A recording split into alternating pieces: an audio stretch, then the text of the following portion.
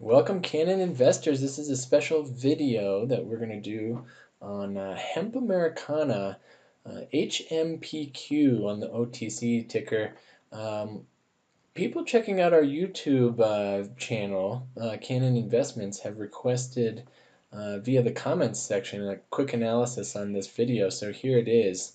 If you ever have any other companies that you're curious about, feel free to let us know. We'll respond when we can.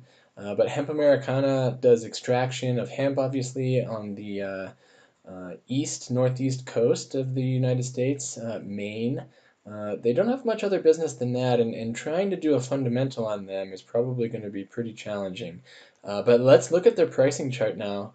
And I just want to build on the principles that we just learned this week, or just reinforced this week. And that's one of simple moving averages.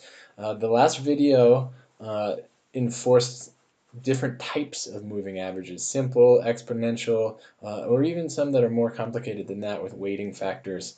But now we're going to take it one step further. This indicator, which we've talked about in the past, awesome oscillator, is actually calculated taking the difference of two different moving averages. One is a 34 and one is a 5-period moving average. So we're starting to add more complexity, understanding indicators, understanding how they get more complex, and now looking at indicators that compare the standard indicators. So the awesome oscillator is a comparison, actually a subtraction of two different simple moving average time periods. And so you can see when it's negative, it would be downward trends. When it's positive, upward, and it correlates pretty well.